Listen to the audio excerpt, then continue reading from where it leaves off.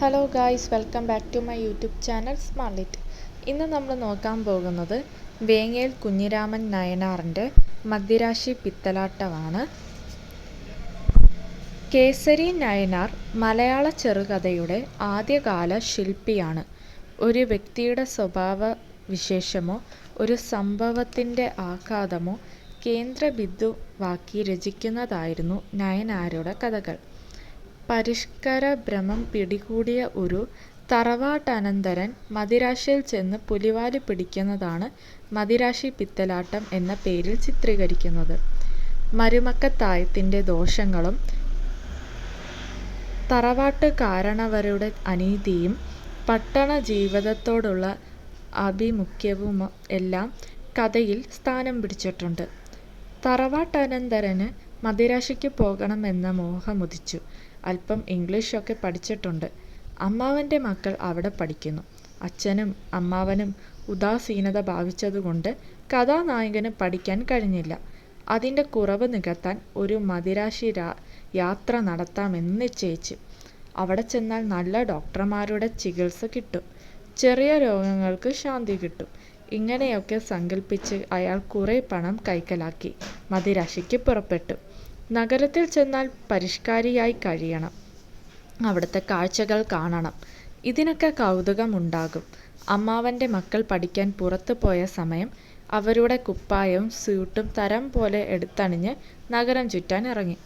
നാട്ടുമ്പുറത്തുകാരൻ നായർക്ക് പട്ടണത്തിലെ ചതിക്കുഴികൾ അത്ര തിട്ടം കാണുകയില്ലല്ലോ.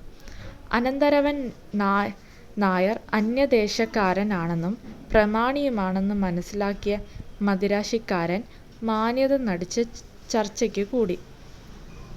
മദിരാശിയിൽ അപരിചിതനായതിനാൽ ഒരു സ്നേഹിതനെ കിട്ടുന്നത് സന്തോഷകരമാണല്ലോ. നഗരം ചുറ്റാനും പുതിയ കാഴ്ചകൾ കാണാനും മറ്റും അയാൾ അനന്തരവനെ സഹായിച്ചു.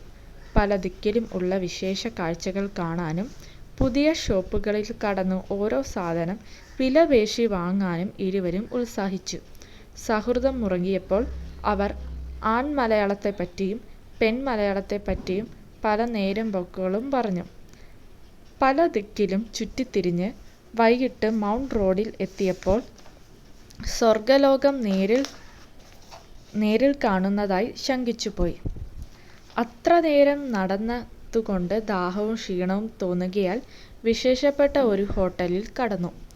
ദാഹത്തിനും വിശപ്പിനും ലഹരിക്കും വേണ്ടതൊക്കെ വരുത്തി.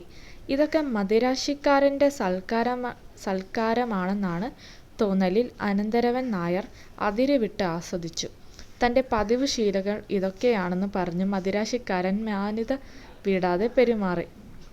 നിമിഷങ്ങൾക്കകം ലഹരി സിരകളിൽ പടർന്നു കയറുകയാൽ അവർ പരിസരം മറന്ന് പെരുമാറാൻ തുടങ്ങി.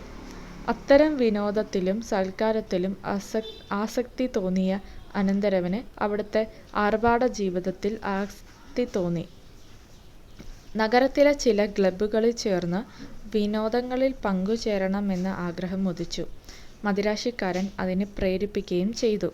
ചുരുക്കി പറഞ്ഞാൽ മദിരാശി പിത്തലാട്ടക്കാരൻ കൗശലത്തിൽ അനന്തരവൻ നായരെ ബന്ദിയാക്കി മുറിയിലുണ്ടായിരുന്ന വെള്ളിപ്പാത്രങ്ങളും കുപ്പായവും എല്ലാം കൈക്കലാക്കി കടന്നു. നഗരത്തിലെ ആഡംബര ജീവിതം സ്വപ്നം കണ്ട് നായർ മണിക്കൂർ കാത്തിരുന്നു. ഹോട്ടൽ ഉടമ വന്ന് മോചിപ്പിച്ചു.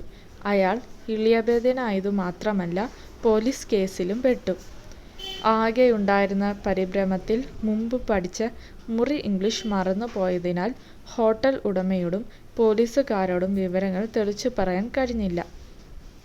കേസരി നായർ ഒരു തമാശക്കഥ പറയുന്നതാണെങ്കിലും പരിഷ്കാര ഭ്രാന്ത് പിടിച്ച് പലരും നഗരങ്ങളിൽ ചെന്ന് അറിയപ്പെടാത്ത കെണിയിൽപ്പെട്ടിട്ടുണ്ട്. ഇന്നും തട്ടിപ്പിൻ്റെയും ചതിയുടെയും രീതികളും നടപടിക്രമങ്ങളും മാറിയെങ്കിലും അത് നിരന്തരം തുടരുന്നു. അപരിചിതരോട് ചങ്ങാത്തം കൂടുന്നതിലും അന്യദിക്കിൽ ചെന്നാൽ ഉണ്ടായിരിക്കേണ്ട കരുതലുകളും ഓർമ്മപ്പെടുത്തുന്ന കഥയിൽ മനുഷ്യ സ്വഭാവത്തിലെ ചില നിഗൂഢതകൾ കൂടി നയനാർ തുറന്നു കാണിക്കുന്നു. Thank you.